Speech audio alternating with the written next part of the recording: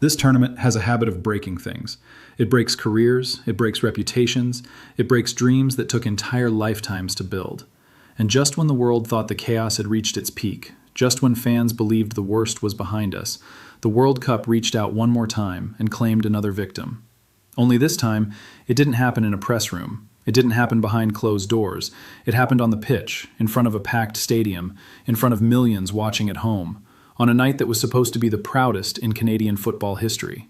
Stay with us, because what unfolded in Vancouver on June 18th is the kind of moment that doesn't just change a match, it changes a tournament, it changes a player's life, and it leaves a question hanging in the air that no one wants to answer out loud. A few days earlier, this same tournament had already shown its teeth. Tunisia, a proud footballing nation, sacked their head coach during the World Cup itself before a single knockout match had even been played. Think about that for a moment. A coach removed mid-tournament, a casualty of chaos and panic, a man discarded by the very stage he had spent his career trying to reach. At the time, it felt strange, it felt cruel, it felt like a warning, but no one truly understood what that warning meant, not yet. Because the tournament wasn't finished taking, it was only getting started, and the next victim wouldn't be a coach in a suit. The next victim would be a young man in a Canadian shirt, lying on the grass, staring down at his own leg in disbelief. His name is Ismael Koné. Remember that name, because by the end of this video, you will understand exactly why this moment, in this match, on this night, has become the defining image of an already unforgettable World Cup. And if you want the kind of coverage that goes beyond the highlight reels, the kind of storytelling the mainstream broadcasters won't give you, hit subscribe right now and turn on notifications, because what's coming in the next few minutes is unlike anything you've seen from this tournament so far. Here is the contradiction at the heart of this story. This was supposed to be Canada's greatest night. Not a good night, not a memorable night, their greatest night. Canada were tearing Qatar apart. The scoreboard read 3-0. Jonathan David was chasing a hat trick. The crowd in Vancouver was roaring. Every pass, every run, every shot felt like history being written in real time. And yet, in the middle of all that joy, in the middle of a performance that should have been celebrated for decades, the tournament reached down and took something away. Celebration turned to horror in a single heartbeat. One challenge, one sound, one silence. That is the contradiction. The greatest night became the darkest one. It happened in the 51st minute. Canada were dominant, confident, flowing. Koné, the heartbeat of the midfield, was doing what he always does, driving the team forward, carrying the ball, controlling the tempo. And then came the challenge.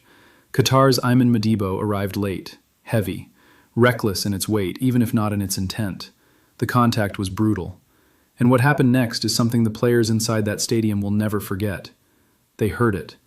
They actually heard it. The snap. A sound no footballer ever wants to hear on a pitch.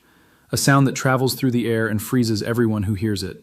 Jesse Marsch, Canada's manager, was standing close enough to witness it up close, and his face said everything words could not. Koné himself looked down at his own leg, and for a moment, just a moment, you could see the disbelief in his eyes. The shock. The realization. The horror of understanding what had just happened to his own body. The stadium fell silent. A packed stadium. Tens of thousands of voices, all gone in an instant. And then came the anger. Canadian players sprinted toward Madibo. A scuffle broke out. Tempers flared. Because in that moment, this wasn't a football match anymore. It was something else. Something heavier. Something human. Teammates surrounded Koné. Medics rushed onto the pitch. Oxygen was brought out. And the celebration that had defined the first half evaporated into thin air, replaced by a kind of dread that only football, in its rawest form, can produce. And yet, here's where the story turns. Because what Ismael Koné did next is the reason his name will be remembered long after this tournament ends. As he lay there, with his leg destroyed, with surgery ahead of him, with his World Cup dream shattered in front of a global audience, he did something almost impossible to comprehend. He gave a thumbs up. He waved to the crowd. He reassured the people in the stands, the people watching at home, his teammates, his manager, his family. A young man in the worst moment of his career, and his first instinct was to calm everyone else. Marsch later described it as selfless, as calming, as the act of a leader. Sit with that for a moment. Sit with the strength it takes to smile through that kind of pain.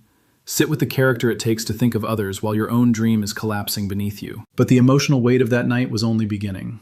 Marsch, the manager, was seen in tears on the touchline. A grown man, a hardened coach, broken open in front of the world.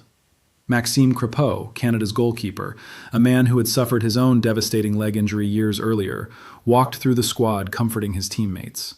He knew exactly what Koné was feeling. He had lived it. And he reminded them, with a voice steady enough to steady others, that they had a job to finish. They had to win. Not for the scoreboard, not for the headlines, for Koné. And so they did. Canada pushed forward and finished the match 6-0. A historic scoreline, a dominant performance, a result that should have been front-page news around the world. But there was no real celebration. There was no joy.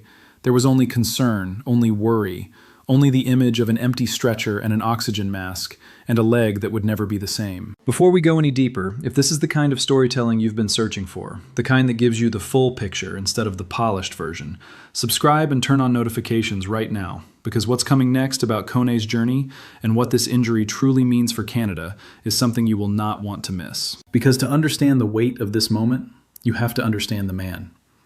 Ismael Koné was born in Ivory Coast and raised in Montreal. He rose through CF Montreal's academy, a kid with a dream in a country that, for most of football history, was an afterthought on the global stage. He built his career across Europe, England, France, Italy, 3 of the toughest leagues on the planet, and he held his own in all of them. He became a box-to-box midfielder for Canada with more than 40 caps to his name. He wasn't just a player, he was the heart of that team. Teammates describe him as the soul of the dressing room. A player loved not only for his skill, but for his energy, his personality, his laughter, his refusal to let anyone around him feel small. He was the kind of player every team needs, and very few ever find. And then, in one challenge, all of it was put on pause. After the match, Medibo apologized. Both managers stood up and agreed the incident was unintentional. Nobody wanted this, nobody celebrated it. But the apologies, however genuine, couldn't undo what had been done. Tensions remained high. Emotions were raw. Marsch left the stadium early, walking out before the post-match celebrations had even ended, because he needed to be at the hospital. He needed to be there with his player. He needed to be there as Koné prepared for surgery, alone in a foreign city, far from the pitch where his dream had just been taken from him. And as Koné was wheeled away, substitute Nathan Saliba scored and lifted Koné's jersey number to the sky, an image that defined the night more than any goal ever could. A number held in the air, a teammate missing, a nation watching in silence. Pull back further and the picture grows darker. Because this is what the World Cup does. It promises glory, it promises history, it promises the night of your life. And sometimes, in the cruelest way imaginable, it delivers the opposite. Tunisia lost a coach. Canada lost a heartbeat. And the tournament marches on, indifferent, hungry, taking what it wants from whoever stands in its way. Koné's World Cup is over. The biggest night of his career became the night that ended his tournament. And somewhere tonight, in a hospital bed in Vancouver, a young man from Montreal, born in Ivory Coast, is staring at the ceiling, wondering what comes next. So what do you think? Was this just a tragic accident, an unfortunate collision in a fast, physical match? Or is the World Cup itself becoming something darker, something that takes more than it gives? Drop your thoughts in the comments. Tell us what you saw. Tell us what you felt. And if this story moved you, hit that like button, subscribe, and share it with someone who needs to hear it. Because Ismael Koné gave the crowd a thumbs up when he had every reason to break. He waved when he had every reason to weep. And in doing so, he reminded all of us that football, at its core, is not about the trophies or the score lines. It is about the human beings who carry the game on their backs. Wishing him a full recovery, wishing him strength, and remembering, always, the night Canada won everything and lost something they can never replace.